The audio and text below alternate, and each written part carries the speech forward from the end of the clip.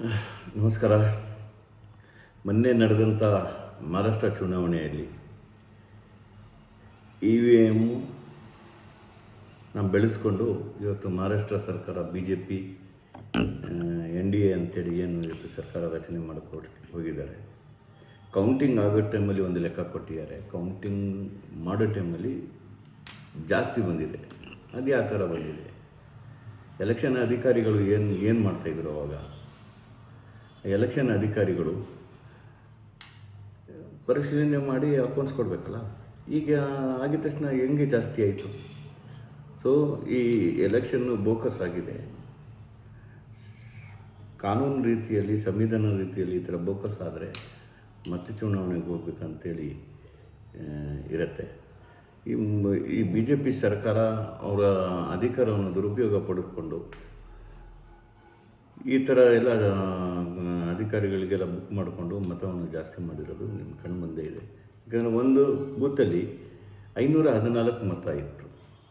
ನಿಮ್ಮ ಒಂದು ಇದರಲ್ಲಿ ಕೊಟ್ಟಿದ್ದಾರೆ. ಅದೇ ಬೂತಲ್ಲಿ 547 ಓಟು ಕೌಂಟಿಂಗ್ ಟೈಮಲ್ಲಿ ಬಂದಿದೆ. ಅದು ಹೆಂಗೆ ಬಂದಿದೆ? ಸೊ ಹಾಗಾಗಿ ಬಿ ಜೆ ಪಿ ಇಷ್ಟೊಂದು ಎನ್ ಡಿ ಎ ಇಷ್ಟೊಂದು ಸೀಟ್ ತೊಗೊಳಕ್ಕೆ ಕಾರಣ ಆಗಿದೆ. 236 ಸೀಟು.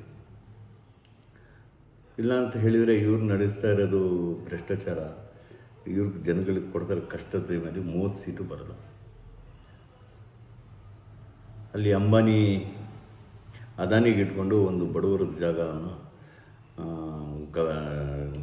ಅವ್ರ ಹೆಸರಿಗೆ ಮಾಡ್ಕೋಬೇಕು ಅಂತೇಳಿ ಸಾವಿರಾರು ಕೋಟಿ ರೂಪಾಯಿಗಳನ್ನ ಖರ್ಚು ಮಾಡಿದ್ದಾರೆ ಅಂತೇಳಿ ಹೇಳ್ತಾರೆ. ಆದರೂ ಜನ ಅವ್ರಿಗೆ ಮತ ಕೊಟ್ಟಿಲ್ಲ. ಈ ಥರ ಮೋಸ ಮಾಡಿ ಇ ವಿ ಎಮ್ನ ಅಡ್ಜಸ್ಟ್ ಮಾಡಿ ಇದು ಮಾಡಿದ್ದಾರೆ. ಅವ್ರು ಹೇಳ್ತಾರೆ ಕರ್ನಾಟಕದಲ್ಲಿ 3ಕ್ಕೆ 3 ಗೆದ್ರಲ್ಲ ಅಂತ. ಚಿಲ್ಲರೆ ಬಿಟ್ಬಿಡ್ತಾರೆ ಗೆದ್ಕೊಳ್ಳಿ ಅಂತ.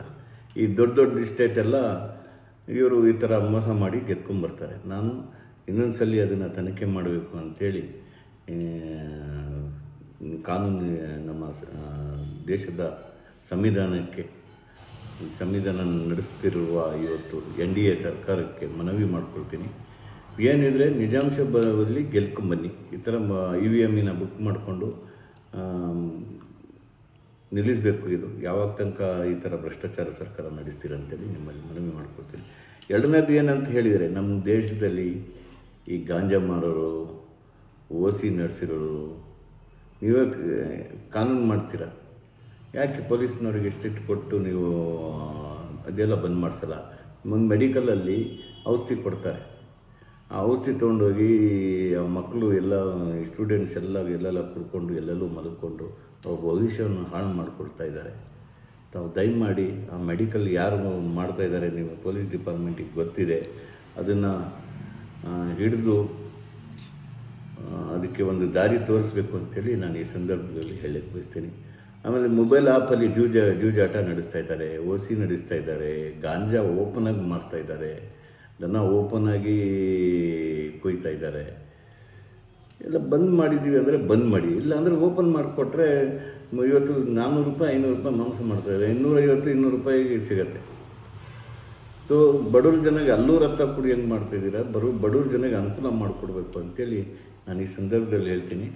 ಮತ್ತು ಮುಂದಿನ ತಿಂಗಳು 15ನೇ ತಾರೀಕು ತನಕ ಇದೆಲ್ಲ ನೀವು ಬಂದ್ ಮಾಡಿಸಿಲ್ಲ ಅಂತ ಹೇಳಿದರೆ ನಾವು ಸರ್ಕಾರಕ್ಕೆ ಮನವಿ ಮಾಡಿಕೊಳ್ತೀವಿ. ನಾವು ಉಗುರು ಹೋರಾಟವನ್ನು ಮಾಡಬೇಕು ಅಂತೇಳಿ ಈ ಸಂದರ್ಭದಲ್ಲಿ ನಾನು ಹೇಳಕ್ಕೆ ಬಯಸ್ತೀನಿ. ನಮಸ್ಕಾರ.